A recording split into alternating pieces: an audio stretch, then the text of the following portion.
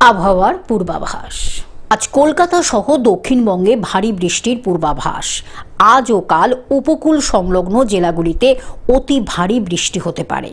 আজ দক্ষিণ 24 পরগনা এবং পূর্ব মেদিনীপুরে অতি ভারী বৃষ্টির কমলা সতর্কতা জারি। ঝাড়গ্রাম, পশ্চিম মেদিনীপুর ও হাওড়াতেও ভারী বৃষ্টির হলুদ সতর্কতা জারি। কাল অতি ভারী বৃষ্টির কমলা সতর্কতা জারি।